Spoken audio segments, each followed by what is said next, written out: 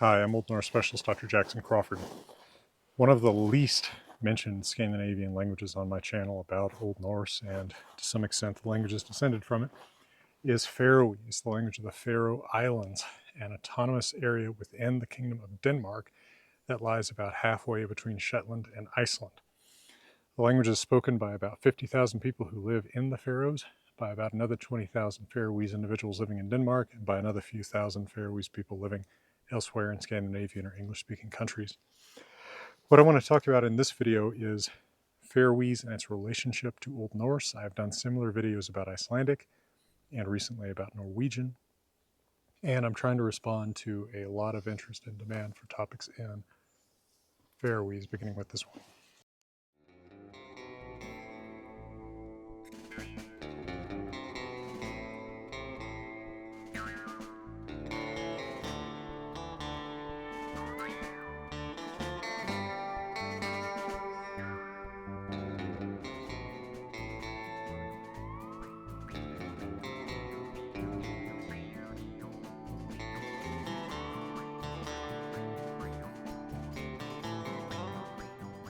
So the internet thrives on kind of contrarianism, and it is a pretty well-established fact that if you're going to call one of the modern Scandinavian languages the closest to Old Norse, it's going to be Icelandic.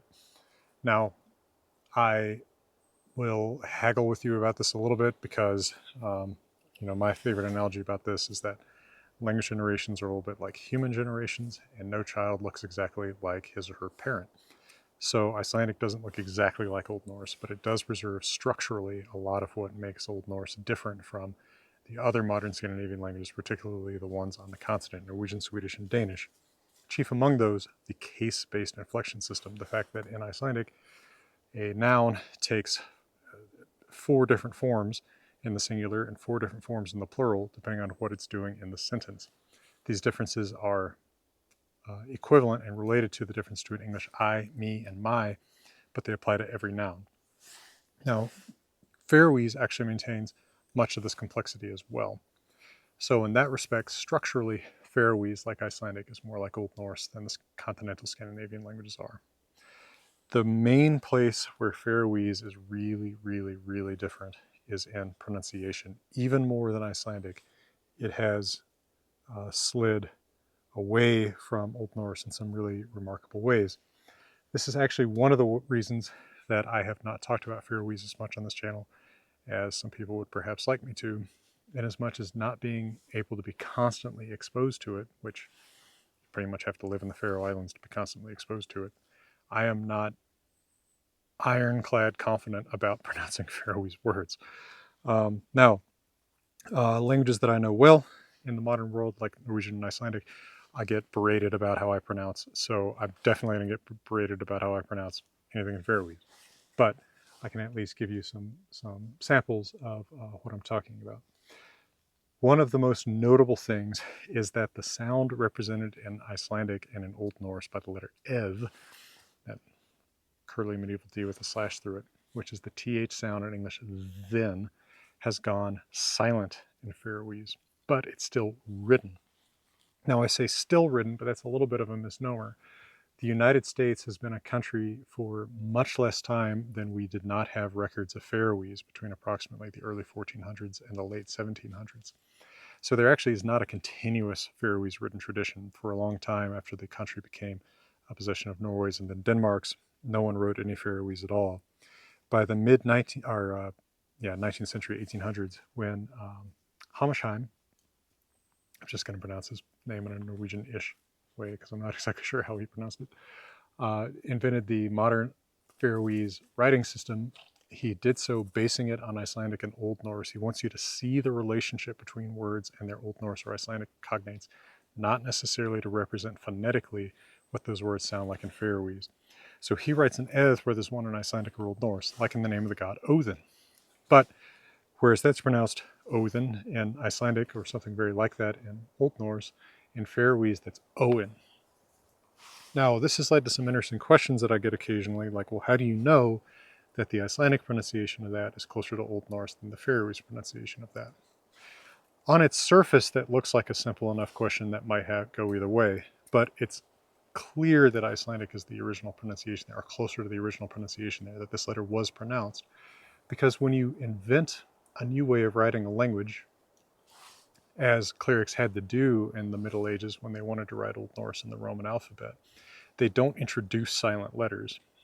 Now, this is different when we talk about inventing a writing system for Faroese, because it's not invented out of nothing.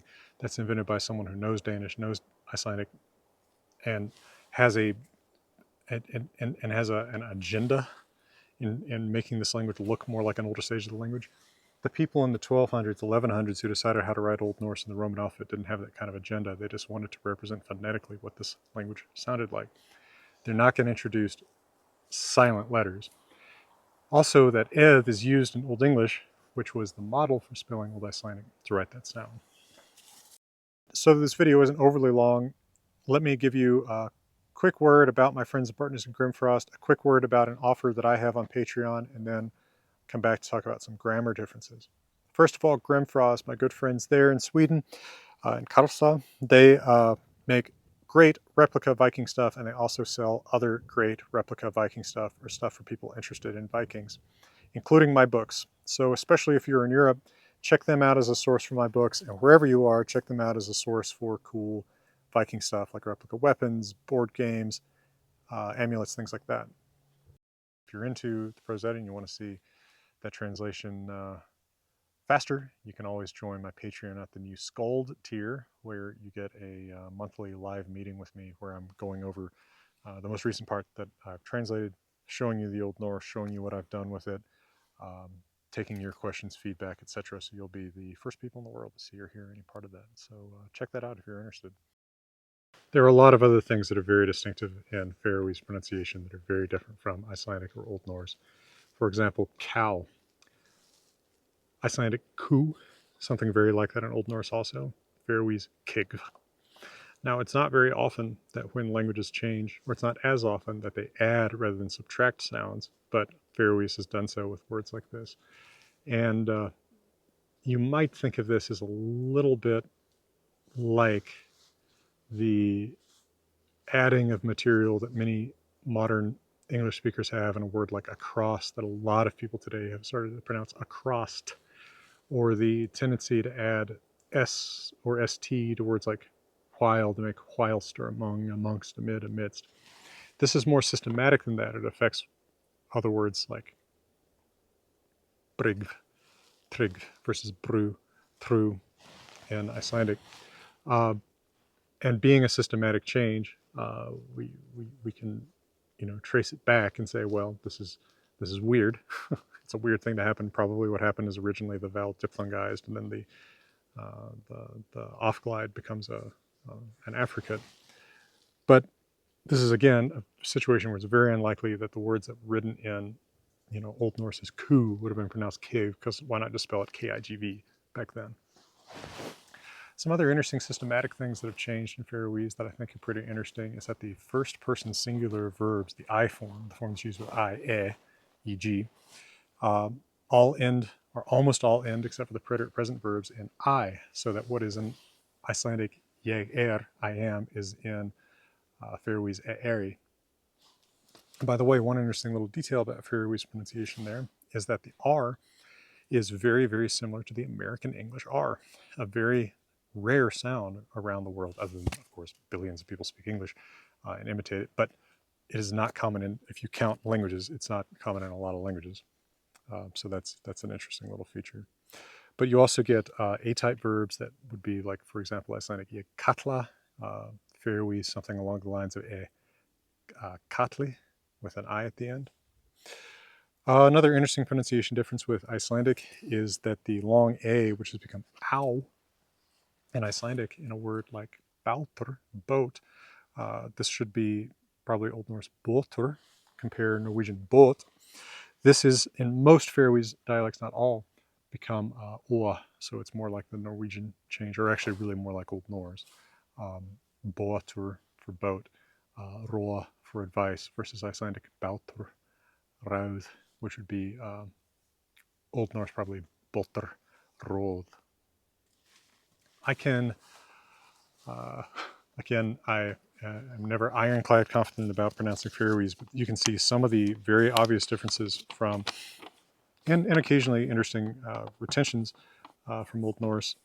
If I count to 10 for you, which I believe goes something like this: Ein, tvair, tredjir, fuira, fem, sax, sie, oita, nudju, tudju.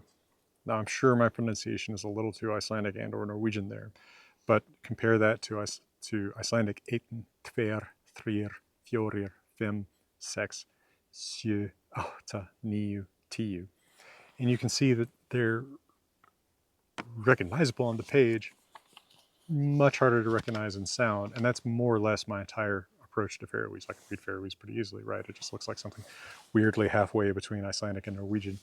But to listen to it, it is not always immediately apparent what anything is about because there's just so many unexpected pronunciation changes relative to what you get in languages that there are more resources for, Icelandic and Norwegian, for example. There is a grammar of Faroese from around World War II by a fellow named Lockwood, which has been my main reference for all of my academic life in the study of Faroese. Believe it or not, I was once, and this tells you something about academia and how many people know anything about this language in the English-speaking world. I was once supposed to be the first person to teach Faroese at an American university, supposedly, before I think the funding fell through at the University of Wisconsin for that. Or I think it's when I got hired to teach at the University of California, Los Angeles. Definitely would have spent a lot more time on the language, but finding resources for it can be a challenge. At the same time, people are asking for it, so I want to give you some more about it, and I'm actively unearthing more topics. I have already done one, by the way, on one of the most interesting sources of Norse mythology from the Faroes, Lokatóttir, a short story about Loki. So look for that if you're interested. For now, let me thank those of you out there buying my books, including the 10th anniversary of the Poetic Edda, supposed to come out this year, and the new Wanderer's Journal, featuring quotes from Havamal and Old Norse and runes, as well as my cowboy translations of them. That should be out in something like March 2025. Thanks to Patreon for your support. Thanks especially to the Skull Tier for supporting the Prose Edda translation. And for now, from beautiful Colorado, I'm wishing you all the best. I believe you did a language video recently, and I don't know that Faroese was on there. Oh, Like how many languages you speak? well, yeah. I mean, all I've ever been able to do is self-study, right? I've never had a formal opportunity to study it. And But you can read it. yeah, because on the page, it's designed. He can read it. The writing system is designed to look just That like Icelandic. counts.